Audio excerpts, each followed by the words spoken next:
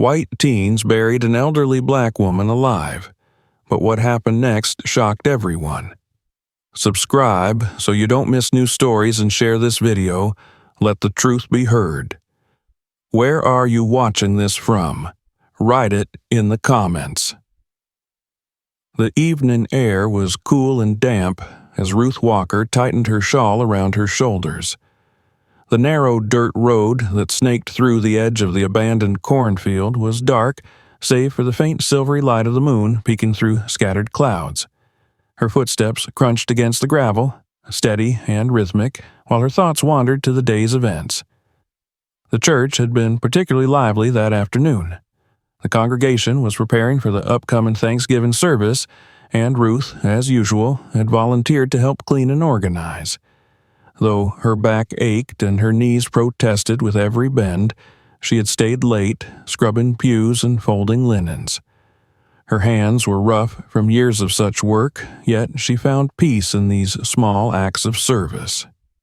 In her other hand, she carried a brown paper bag filled with food. It was for Mr. Carter, her elderly neighbor who had been bedridden for weeks with a fever. The man didn't have any family nearby, and Ruth often checked on him, bringing him meals and keeping his spirits up. It wasn't much, but she believed in doing what she could for those around her. As she walked, the whispers of the dry cornstalks flanking the road filled the silence. The field had been abandoned for years, left to grow wild after the farmer moved away. The dead plants loomed like shadowy sentinels under the pale moonlight. Ruth had always found this path unsettling at night, but it was the quickest route home. She muttered a quiet prayer under her breath, asking for safe passage as she had done countless times before. Her mind drifted to the town she called home. It was a small, southern place where everyone knew everyone. Some faces greeted her warmly, others turned away, cold and indifferent. Being one of the few black residents in the area had never been easy, even after decades of living there. Prejudice was an old, stubborn weed that thrived in the soil of this town. Ruth had learned to navigate it with quiet dignity, refusing to let bitterness take root in her heart. A sudden flash of light broke her reverie. Headlights appeared in the distance, growing larger as a vehicle approached from behind. Ruth instinctively moved closer to the edge of the road, her heart quickening. The truck slowed as it neared her, the rumble of its engine unsettling in the quiet night. She cast a quick glance over her shoulder, hoping the driver would pass by without incident. Instead, the truck pulled up alongside her and came to a stop. 5 figures sat in the open bed of the pickup, silhouetted against the headlights. Their laughter was loud and coarse, cutting through the stillness of the night. Ruth's chest tightened as she recognized a few of the faces. They were local boys, teenagers from town. She had seen them before, at the gas station, loitering outside the convenience store, always loud and brash. "Well, well, what do we have here?" one of them drawled. His voice was dripping with mockery, and Ruth didn't need to see his face to know it was Jake Thompson. He was the leader of the group, a tall, broad-shouldered boy with a permanent sneer. His father owned the biggest hardware store in town, and his family was well connected, which gave Jake a sense of invincibility. Ruth didn't stop walking. She kept her head high, her steps measured. "Good evening," she said firmly, hoping to diffuse whatever this was. Jake jumped down from the truck bed and landed on the road with a heavy thud. "Evening, ma'am," he said, his tone mocking. "Out for a little stroll, are we?" The other boys laughed, their voices echoing across the field. One of them, a skinny, nervous-looking boy named Trevor, didn't join in. He hung back, his gaze darting between Jake and Ruth. "I'm on my way home," Ruth said evenly, not breaking her stride. I'd appreciate it if you let me pass." Jake smirked and stepped into her path. "What's the rush? It's a nice night. Maybe we can have ourselves a little chat." Ruth stopped. Her eyes met Jake's, calm but unyielding. "I don't want any trouble." "Trouble?" Jake repeated, feigning innocence. He turned to his friends. "Did you hear that?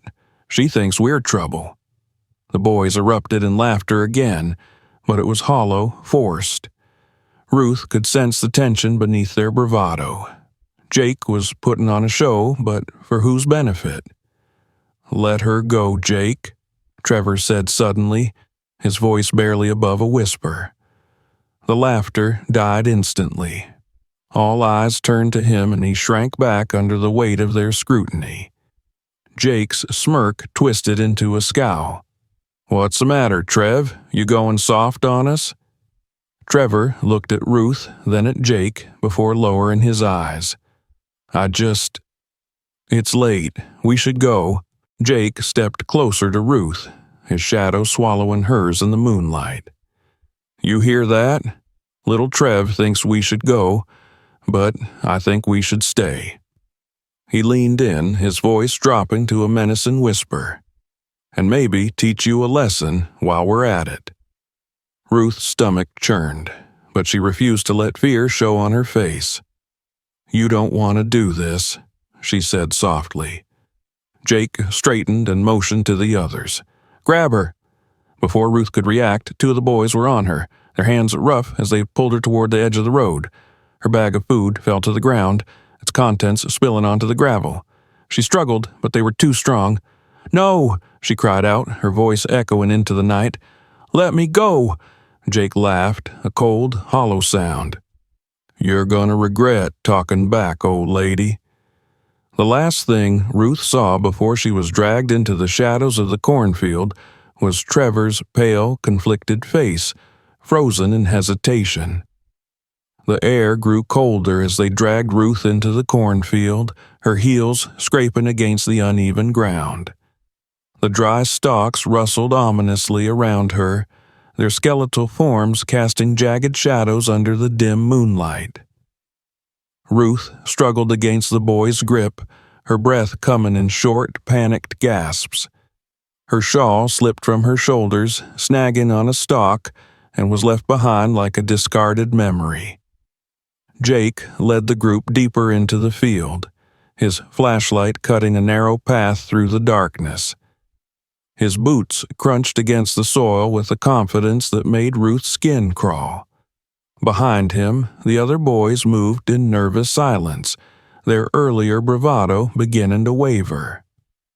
"Where are you taking me?" Ruth demanded, her voice steady despite the fear rising in her chest. She didn't expect an answer, but she wouldn't let them see her terror. Not yet. Jake stopped and turned, his grin cruel and sharp. "We're just having a little fun. Don't you worry, ma'am. You'll be just fine, if you can handle a little dirt." The others laughed uneasily, their eyes flickering between Jake and Ruth. It was clear that not all of them shared his enthusiasm. Trevor lingered at the edge of the group, his hands stuffed into his jacket pockets, shoulders hunched as if trying to make himself invisible. Jake gestured toward a shallow pit in the ground, no more than a few feet wide and just as deep. It had been dug weeks ago by local kids messing around, but forgotten when their interest waned. Now it was Jake's stage, and Ruth was the unwilling star of his twisted show. "Put her in," Jake ordered, his voice sharp and commanding. Two of the boys hesitated, glancing at each other. "Jake, come on," one of them muttered. It was Chris, a lanky boy with a perpetual slouch. "This is messed up." Jake turned on him, his eyes narrowing. "What's the problem, Chris? You scared of a little dirt, too?" Chris hesitated, then shook his head. "No, it's just, maybe we should let her go. She's not going to tell anyone." Jake stepped closer to Chris, his flashlight beam cutting through the shadows between them. You getting soft on me? You want to be next?" The threat hung heavy in the air, silencing any further objections. Chris looked away, his face pale, and stepped back into the group. Jake smirked, triumphant, and turned to the others. "Do it." Reluctantly, the boys obeyed. They pushed Ruth towards the pit, forcing her to her knees. She fought to keep her balance, her hands clawing at the loose soil. Her voice rose in defiance, echoing through the field. "You think this makes you men?" she shouted, her eyes blazing. "Hurting an old woman? You're nothing but cowards." Jake laughed, his voice cold and hollow. "Big words for someone in your position. Maybe a little dirt will teach you some respect." The boys shoved her into the pit. The earth was cold and damp against her hands as she landed hard on her side. She winced, biting back a cry of pain. Before she could scramble to her feet, they were on her, shoveling loose dirt into the pit. The soil fell in heavy clumps, clinging to her clothes and filling the air with a suffocating dust. Trevor stood frozen at the edge of the scene, his hands trembling. He watched as the others worked, their faces pale and strained in the flashlight's glare.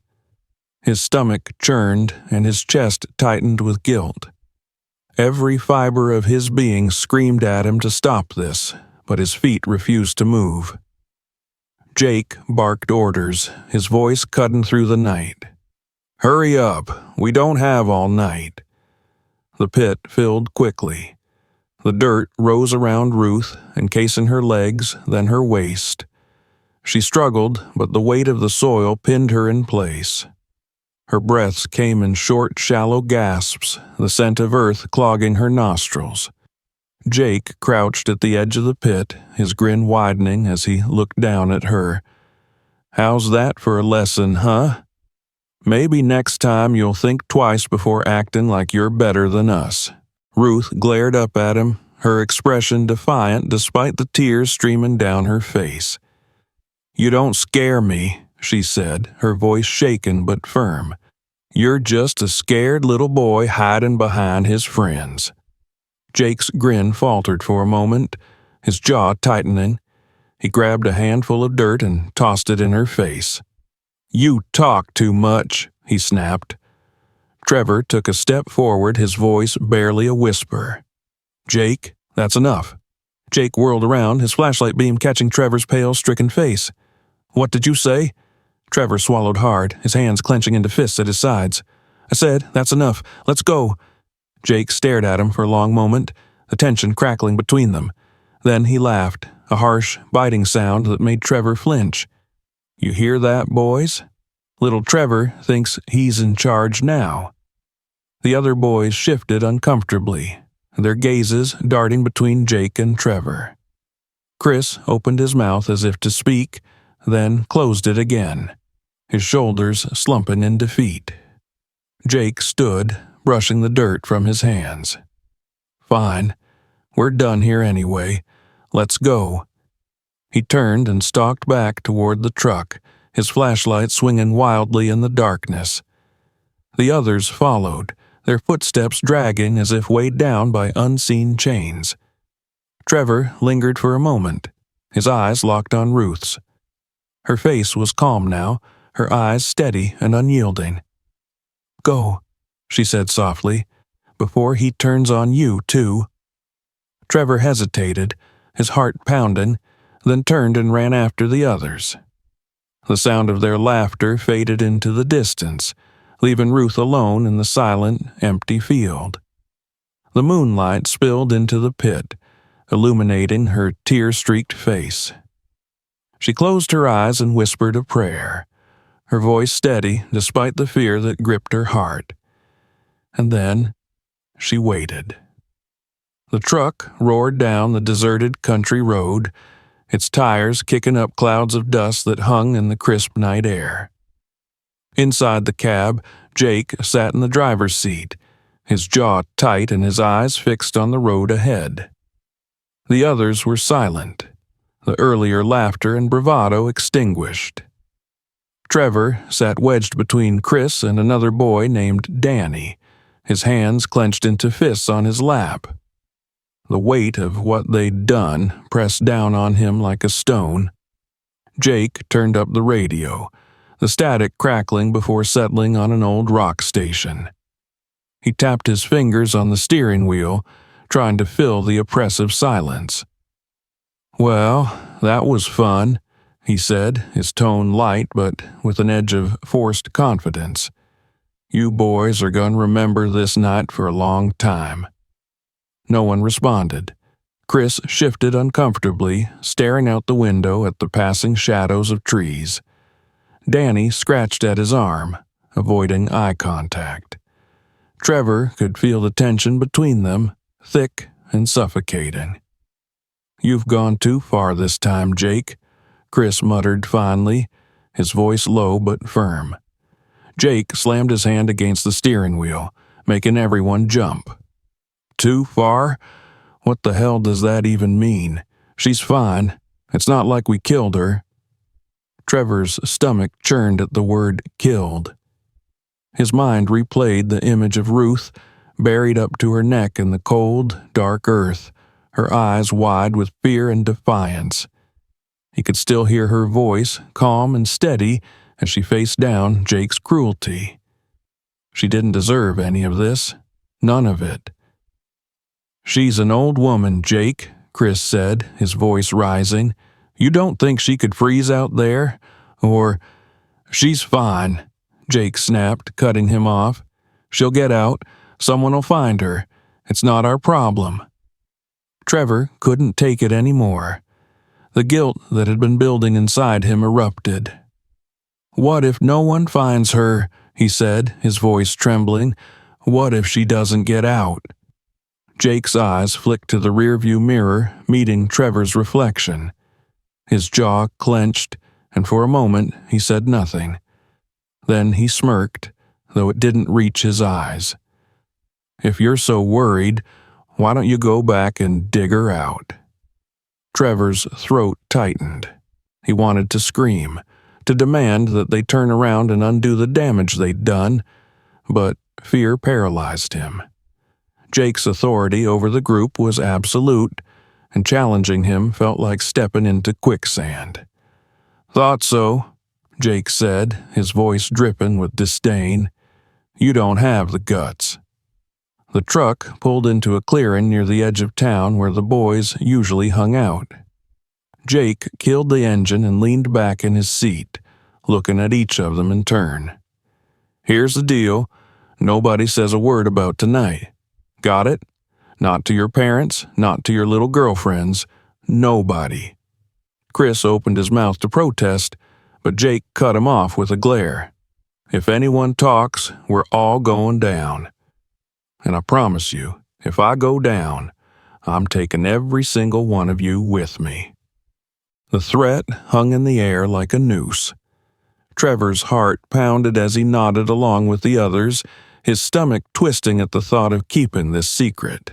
He knew it was wrong, but he didn't know how to fix it. Not yet. Jake lit a cigarette and blew out a stream of smoke. "Good. Now go home. We'll act like nothing happened." The boys climbed out of the truck one by one, their movements slow and hesitant.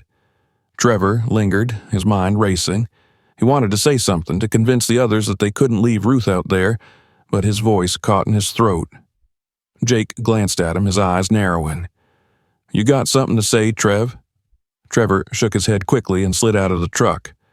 The cool night air hit him like a slap, and he shoved his hands into his jacket pockets to stop them from shaking. As the others scattered toward their respective homes, Trevor stood on the edge of the clearing, staring back at the dark silhouette of the cornfield in the distance. His chest felt tight, and his thoughts swirled in a chaotic storm. He couldn't stop seeing Ruth's face, her piercing eyes that seemed to look right through him. He couldn't go home. Not like this. Trevor waited until Jake's truck disappeared down the road, then turned and started walking back toward the field. Each step felt heavier than the last, but he couldn't stop. He didn't know what he would do when he got there, but he couldn't just leave her. The cornfield was eerily quiet when Trevor arrived. The rustling of the stalks sounded like whispers, carrying secrets he didn't want to hear. He turned on the flashlight on his phone, the weak beam barely cutting through the darkness.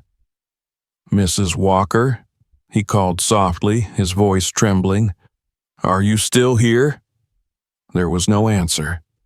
Panic clawed at his chest as he stumbled toward the spot where they had left her. The pit was empty, the soil disturbed but no longer filled. Trevor's breath hitched. Had she managed to escape? Had someone found her? Or was it already too late? "Mrs. Walker," he called again, louder this time. Still nothing. Trevor sank to his knees, his flashlight falling to the ground. His heart pounded in his ears as he stared at the empty pit. The weight of what they'd done crashed over him, leaving him gasping for air. He stayed there for what felt like hours, the cold seeping into his bones. Finally, he forced himself to stand and stumbled out of the field, his mind blank with guilt and fear. As he reached the road, the faint sound of a tractor's engine reached his ears. Trevor turned, squinting into the distance, and saw a pair of headlights approaching slowly. The figure of a man appeared, silhouetted against the glare. Relief and dread warred in Trevor's chest. "Please," he whispered to himself. "Please, let her be okay." The rumble of the tractor echoed faintly in the night air as Ruth shivered in the cold pit. Her hands were trembling, though she wasn't sure if it was from fear or the biting chill of the damp earth pressing against her body. She tried to shift, but the weight of the dirt around her made it nearly impossible. Her breaths came in shallow gasps as she looked up at the vast, uncaring sky. The sound of the tractor grew louder, closer. At first, she thought she was imagining it, a desperate hope conjured by her fading strength. But as the light of the vehicle's headlamps flickered through the towering corn stalks, her pulse quickened. Someone was coming. She tilted her head back and shouted as loudly as she could, her voice hoarse and cracking. "Help! Over here! Please!" Her cries broke the stillness of the field, carried by the cold wind. She didn't know if they were loud enough to be heard, but it was all she had left. Her throat burned, and her voice grew weaker with each call. The tractor's engine cut off. Ruth strained her ears, holding her breath. Then came the sound of boots crunching on the dirt, deliberate and cautious. "Hello?" a deep, gruff voice called out. It was a man's voice, weathered with age and experience. "Who's there?" Ruth's heart leapt. "I'm here, in the pit. Please help me." The footsteps grew faster, closer. The beam of a flashlight cut through the darkness, sweeping across the field until it landed on her face. The man sucked in a sharp breath, and she could see his silhouette pause for a moment, as if trying to make sense of what he was seeing. "Good Lord," he muttered, hurrying to the edge of the pit. He crouched down, shining the light directly on her. "What the hell happened here? Who did this to you?" Ruth blinked against the harsh glare, her voice barely above a whisper. "A group of boys. Teenagers. They dragged me out here and buried me." The man set the flashlight on the ground. Its beam pointed upward to illuminate the scene. He was older, with a broad frame and a face lined by years of hard work under the sun. His hands were calloused as he began digging at the dirt around her with surprising gentleness. "Don't you worry," he said, his voice steady and reassuring. "I'll get you out of here." Ruth let her head fall back against the dirt wall, exhaustion washing over her. "Thank you," she murmured, her strength fading. The man worked quickly, using his hands to scoop the dirt away from her shoulders and arms. When she was free enough to move, he helped her climb out of the pit. She stumbled as she stood, her legs trembling from the strain, and he caught her, holding her steady. "You all right?" he asked, concern etched into his features. Ruth nodded weakly. "I think so. Just shaken." He led her to the tractor, helping her climb onto the seat before handing her a bottle of water from his tool bag. She drank greedily, the cool liquid soothing her parched throat. "I'm Hollis," the man said as he climbed onto the tractor beside her. "I've got a small farm just down the road. Let me take you there. You can clean up and rest. We'll figure out what to do next." Ruth hesitated, glancing back toward the pit. "I don't want any trouble," she said softly. "Those boys, their families won't take kindly to me making this public." Hollis frowned, his hands tightening on the steering wheel. "What they did to you is a crime," he said firmly. "They deserve to face the consequences." "I know," Ruth replied, her voice heavy with weariness. "But I've lived in this town long enough to know how things work. Justice isn't always fair." Hollis stared at her for a long moment, then nodded grimly. "All right," he said. "Let's get you home first. You can decide what to do after you've had some rest." The tractor rumbled to life, its engine breaking the silence once more. Hollis navigated it carefully through the cornfield and onto the dirt road, the headlights cutting through the darkness. Ruth sat beside him, her hands clutching the bottle of water as her thoughts churned. Who were those boys? She recognized some of their faces, but not all. And why had one of them, Trevor, she thought his name was, looked so stricken? His hesitation had been clear, his guilt palpable. Perhaps there was still hope for him, she thought. Perhaps he wasn't lost to the hatred that consumed the others. As they reached Hollis's farm, a modest spread with a weathered barn and a cozy house nestled beneath a large oak tree, Ruth felt a flicker of relief. The warm glow of the porch light was a beacon in the cold night. Hollis helped her down from the tractor and led her inside, where he fetched a blanket and a cup of tea. "You can stay here tonight if you want," he offered, setting the tea on the table in front of her. "Or I can drive you home once you're ready." Ruth sipped the tea, letting its warmth seep into her. "Thank you, Hollis. I'll go home soon. I just need to sit for a moment." He nodded and sat across from her, his expression thoughtful. "You're sure you don't want to go to the police? I'll go with you if that's what you want." Ruth shook her head. "No, not yet. I need to think about the best way to handle this." Hollis leaned back in his chair, his eyes narrowing slightly. "You're a better person than I am, Ruth. If it were me, I'd want to see them punished." Ruth met his gaze, her voice calm but firm. "Punishment isn't always the answer. Sometimes people need to be shown a different path." Hollis didn't reply immediately, but his expression softened. He nodded again, a hint of respect in his eyes. "All right, but if you change your mind, you let me know. Those boys shouldn't get away with this." Ruth smiled faintly, though her heart was still heavy. "I'll think about it," she promised. As the night deepened, Ruth sat in the warmth of Hollis's kitchen, her mind racing. She had survived the cruelty of the night, but what came next would determine whether it had the power to destroy or transform. The morning sun had barely risen above the horizon, painting the sky in shades of pale pink and orange, when Trevor found himself standing in front of Jake's house. The gravel driveway crunched beneath his sneakers as he paced nervously, his eyes darting to the front door. He had barely slept since the night before, his mind haunted by the image of Mrs. Walker's face as she was dragged into the darkness of the cornfield. He needed to speak with Jake, to convince him that they had to fix what they'd done. With a deep breath, Trevor finally gathered enough courage to walk up to the door and knock. The sound echoed in the quiet morning air, each rap of his knuckles adding to his anxiety. Moments later, the door swung open, revealing Jake, still in his pajamas, his hair tousled from sleep. His expression darkened the moment he saw Trevor. "What are you doing here?" Jake demanded, his voice low and laced with annoyance. "It's early."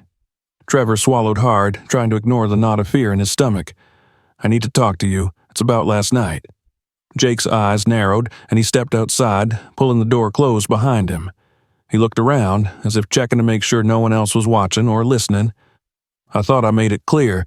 We don't talk about last night." Trevor's heart pounded in his chest, but he pressed on. "Jake, we went too far. Mrs. Walker could be seriously hurt, or worse. We need to go back and make sure she's okay." Jake snorted, crossing his arms over his chest. "Are you kidding me?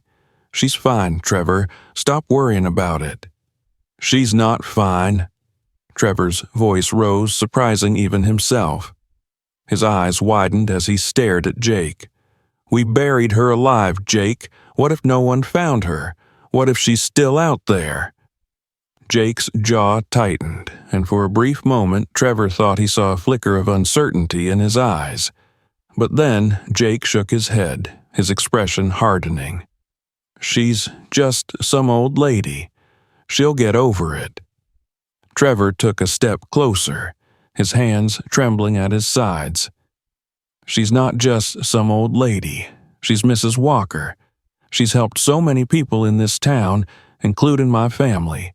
What we did was wrong. You know it." Jake's eyes flashed with anger. He stepped closer, towering over Trevor. "You listen to me, Trevor. You keep your mouth shut about this. If you go to the cops or tell anyone, we're all going down. And believe me, I'll make sure you get the worst of it." Trevor's stomach twisted, but he held his ground. He could see the fear behind Jake's eyes, the desperation in his threats. Jake was scared, and Trevor knew why, because deep down he knew they had crossed a line. Before Trevor could respond, the door opened again, and Jake's father stepped out onto the porch. He was a large man, his presence instantly commanding. His eyes moved from Jake to Trevor, his brow furrowed.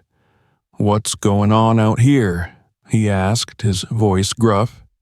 He looked at Trevor, his gaze piercing. "Why are you here this early?" Trevor opened his mouth to speak, but Jake cut him off. "Nothing, Dad. Just talking about some school stuff.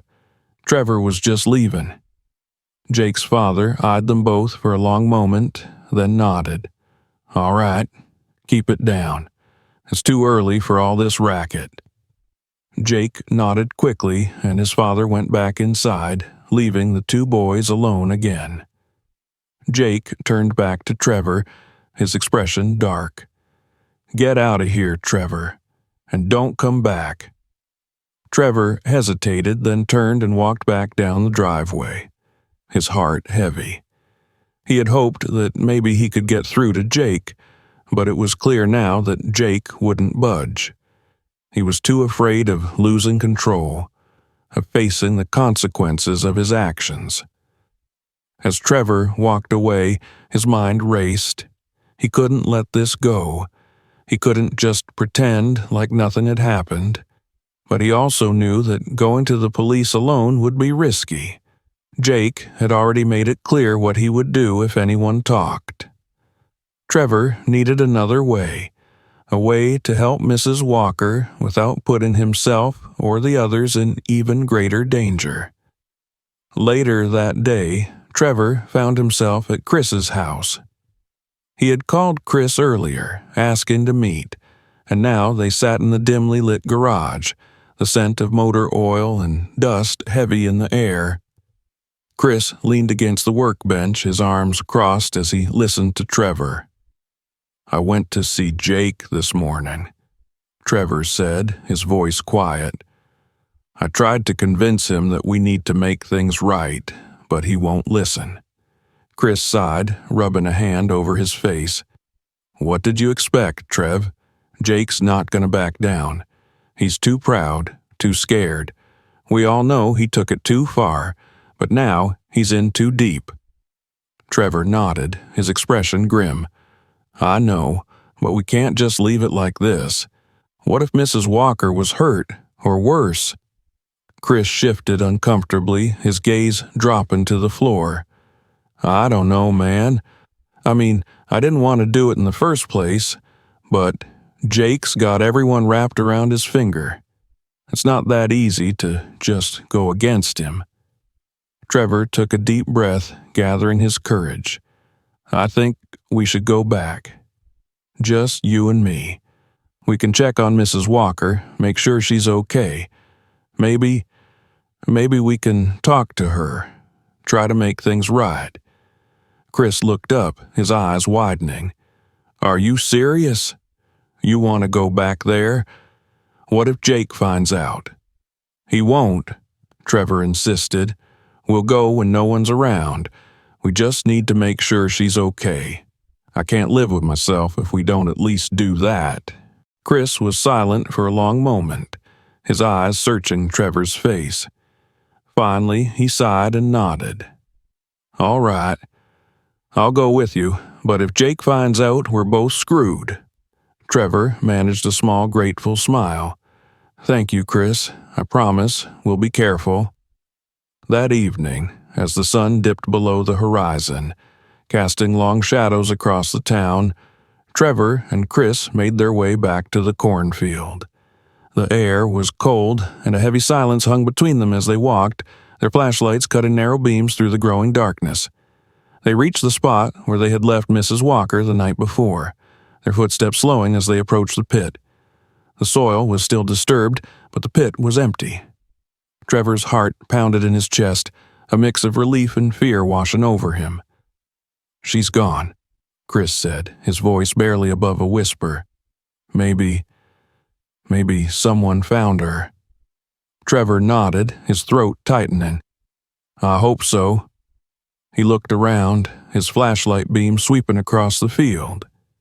There was no sign of her, no sign that anything had happened here at all, except for the churned-up dirt and the lingering sense of dread in his chest.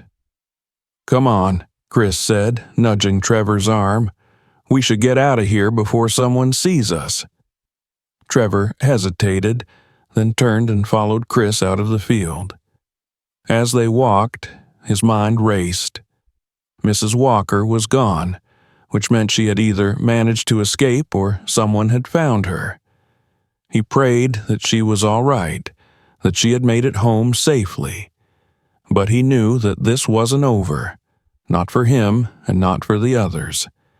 They couldn't just walk away from what they had done. And even if Jake refused to admit it, Trevor knew that deep down, he was just as scared as the rest of them. Trevor made a silent promise to himself as they left the field behind. He would find a way to make things right, no matter what it took. The next morning was crisp, with the cool autumn air bringing a sense of renewal. Ruth sat at her small kitchen table, her hands cradling a steaming cup of tea as she stared out the window. Her body still ached from the night's ordeal, but her spirit remained unbroken. She had thought long and hard about what had happened, and she knew what she had to do next. She wasn't seeking revenge. She wanted understanding, change. She wanted those boys to see the impact of their actions and to find a better way forward. She knew where one of those boys lived. The Thompson family was well known in town, and it was no secret that Jake had a younger friend named Trevor. She had seen Trevor with Jake's group before, and last night she had seen the fear and hesitation in his eyes. He hadn't wanted to hurt her. Maybe there was still hope for him. After dressing in a modest blouse and cardigan, Ruth left her house and began her walk across town to the Wilkins residence, Trevor's home. The streets were quiet at this hour, the town just beginning to stir. Ruth felt the eyes of a few of her neighbors as she walked by, but she kept her head high, her steps deliberate and measured.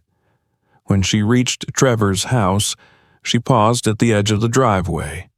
It was a modest two-story home with a small front porch and a garden that needed tending. She could see a curtain move in one of the front windows, and she took a deep breath before stepping up to the door and knocking.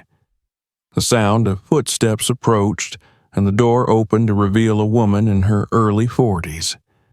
Her face was lined with fatigue, her hair pulled back in a loose ponytail. She looked at Ruth with a mixture of curiosity and confusion. "Can I help you?" she asked.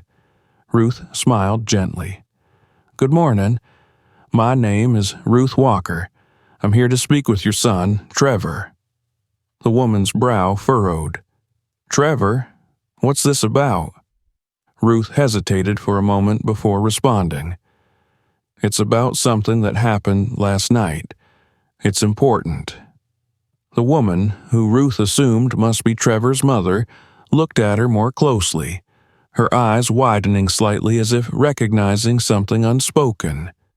She stepped aside and gestured for Ruth to enter. "Come in. Trevor's in the living room." Ruth stepped inside, the air in the house warm compared to the chilly morning outside.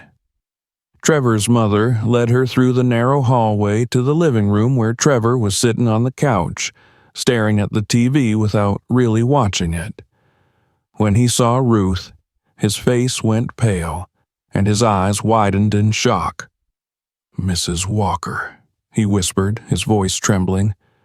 Ruth nodded, giving him a small smile. "Hello, Trevor." Trevor's mother looked between them, her expression now one of concern. "Trevor, what is this about?"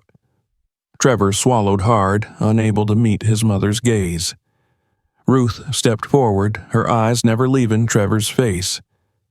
"I came here to talk, Trevor, about last night, and I think your mother deserves to hear the truth." Trevor's mother frowned, her gaze snapping to her son. "Trevor, what is she talking about?" Trevor's shoulders slumped, and he let out a shaky breath. "Mom, there's something I need to tell you." His mother's eyes narrowed, and she moved to sit next to him on the couch. "Tell me what?" Trevor looked at Ruth, and she nodded in encouragement. He took a deep breath, then turned back to his mother, his voice barely above a whisper. "Last night, me and some other guys, we did something really bad to Mrs. Walker." His mother's face went white, her eyes widening in disbelief. "What do you mean, Trevor? What did you do?" Trevor hesitated, and Ruth stepped in. "They dragged me out to an old cornfield," she said softly, her eyes on Trevor's mother. "They buried me up to my neck and left me there." The room fell silent, the weight of Ruth's words settling like a heavy stone. Trevor's mother stared at her son, her mouth opening and closing as if struggling to find the right words. Finally, she spoke, her voice trembling. "Trevor, is this true?" Tears welled in Trevor's eyes, and he nodded, his head bowed in shame. "I didn't want to, Mom, I swear. I didn't want to hurt her. But Jake, he made us do it, and I didn't stop him." His mother's face twisted in pain and disbelief. She turned to Ruth, her voice cracking. I don't know what to say. I'm so sorry. I had no idea." Ruth reached out, placing her hand gently on the woman's arm. "I'm not here to blame you, or even to demand punishment for Trevor. I came here because I want Trevor to understand what he did, to understand that there are consequences, but also that there is a chance to do better." Trevor looked up, his tear-filled eyes meeting Ruth's. "I want to make it right," he said, his voice breaking. "I don't know how, but I want to." Ruth smiled gently. "That's why I'm here." I want you and the others to come to the church. I want you to help fix what was broken. Fix the damage you caused. I'm not asking for anything more than that." Trevor's mother looked at Ruth, her eyes filled with gratitude and sorrow.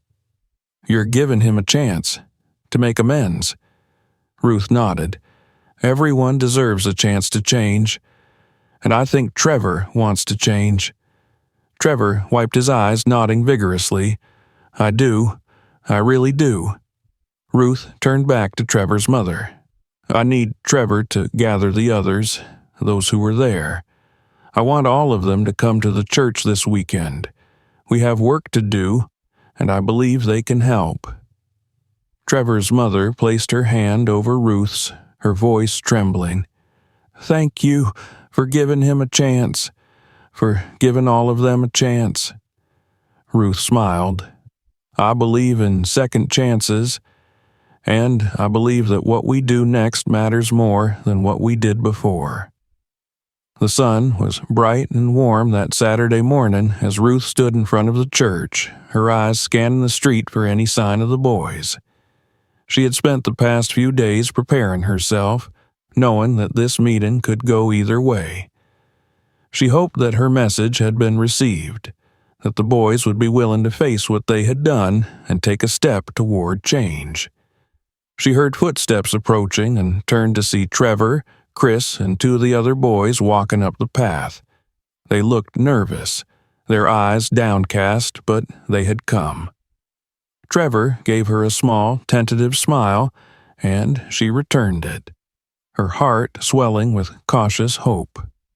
Behind them, Jake appeared, his expression dark, his shoulders squared as if he were walking into a battle. Ruth watched him carefully, noting the tension in his jaw, the defiance in his eyes. She could tell he was there because he had no choice, because his friends had come, and he couldn't let them face it without him. Ruth took a deep breath and stepped forward to meet them. "Thank you for coming," she said, her voice gentle but firm. "We have work to do." Jake scoffed, rolling his eyes. "You really think this is going to change anything?" Ruth met his gaze, her expression steady. "I think it's a start," she said simply, "and what happens next is up to you." Jake hesitated, his eyes flickering to his friends. They looked at him, their expressions a mix of fear and hope. He sighed, shoving his hands into his pockets. "Fine. Let's just get this over with." Ruth smiled. "Let's get started, then." She led them to the back of the church, where a wooden bench had been broken during their scuffle the night they had dragged her away. It was heavy work, lifting and mending the splintered wood, using tools to piece it back together, but the boys worked in silence, their focus on the task at hand. As they worked, Ruth spoke to them, telling them about the church, about the community it served, about the people who relied on it. She shared stories of kindness, of resilience, of the power of forgiveness. She spoke not to shame them, but to inspire them, to show them what they could be if they chose a different path. Ruth's eyes softened, and she nodded. "Yes, I do. I believe everyone can change, Jake. It's not about what you've done before. It's about what you choose to do now and every day after." Jake swallowed hard, his throat tight. He had spent so many nights replaying the events of that terrible evening, seeing Ruth's terrified face, the fear he had instilled in her. He had acted out of anger, out of a twisted need to prove himself. And yet, here she was offering him a way out, a way to be better. He looked at her, the weight of her words settling deep inside him. "Thank you," he said, his voice cracking. I want to be better. I don't want to be like this anymore." Ruth smiled, her heart swelling with hope. "And you can be. You've already taken the first step, Jake. The rest is just a matter of staying the course." The other boys watched from a short distance away, their eyes widening as they saw Jake open up to Ruth. Trevor exchanged a glance with Chris, a smile of relief passing between them. They could all see the change in Jake, a vulnerability that hadn't been there before. After lunch, Ruth gathered the boys together. She looked at each of them, her eyes filled with pride. "Today, we're not just going to work on the church," she said. "I want us to take this kindness out into the community. There are people in this town who could use our help, people who need to see that we can be better, that we can choose kindness." Trevor's heart swelled with determination. He nodded eagerly, glancing at his friends. They all exchanged looks, a silent agreement passing between them. They were ready to do more, to show that they were truly changing. Ruth led them down the street, and they stopped at Mrs. Johnson's house, a small, cozy home with a sagging porch. Mrs. Johnson, an elderly black woman who had lived in the neighborhood for decades, had struggled to maintain her property as she grew older.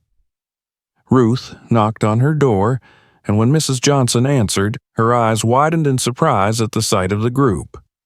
"Mornin', Mrs. Johnson," Ruth said warmly. "We're here to help you with your porch. It needs a bit of fixing up, don't you think?" Mrs. Johnson blinked, her gaze moving from Ruth to the group of boys standing behind her. Her eyes narrowed slightly, recognizing some of their faces. "You boys are here to help?" she asked, her voice wary. Trevor stepped forward, his voice earnest. "Yes, ma'am. We want to help fix your porch, if you'll let us." Mrs. Johnson studied them for a long moment, her gaze lingering on Jake, who shifted uncomfortably. Finally, she nodded, a small smile tugging at her lips. "All right, then. Let's see what you can do." The boys worked hard throughout the afternoon under Ruth's guidance and Mrs. Johnson's watchful eye. They replaced the broken boards, sanded the wood, and applied a fresh coat of paint. As they worked, Ruth spoke to Mrs. Johnson, her voice calm and soothing, sharing stories of the boys' efforts to change. Slowly, Mrs. Johnson's wariness began to fade. She watched as Jake carefully nailed a board into place, his expression focused and sincere. She saw the way Trevor and Chris worked together, their laughter genuine as they passed the paintbrush between them, and she saw the way Ruth looked at them all, her eyes filled with pride. By the time the porch was finished, the sun was low in the sky, casting a golden glow over the street. Mrs. Johnson stepped out onto her new porch, her eyes glistening with unshed tears. "It looks wonderful," she said, her voice thick with emotion. "Thank you, boys. I didn't think I'd see the day when someone would come help an old woman like me." Jake looked up, meeting her gaze. For the first time, he felt something shift inside him, something that felt like genuine hope. He stepped forward, his voice quiet. "We're just glad we could help, ma'am." Mrs. Johnson nodded, her smile widening. "Well, you boys did good today. You should be proud." The boys all exchanged smiles, a sense of accomplishment washing over them. Ruth watched them, her heart full as she saw the change in their eyes. They had faced their past, had taken responsibility for their actions, and now they were choosing to make a difference. As the boys gathered their tools and prepared to leave, Mrs. Johnson called out to Ruth. "You did a good thing with these boys, Mrs. Walker," she said, her voice filled with admiration. "You showed them that they could be better." Ruth smiled, her eyes twinkling. "They showed themselves that, Mrs. Johnson. I just gave them the opportunity." And with that, the boys and Ruth made their way back to the church, the evening air filled with the sounds of laughter and conversation.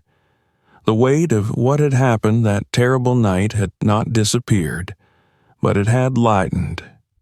It had transformed into something new, something that had the power to heal, They all knew they had a long way to go, but they were ready to walk that path together.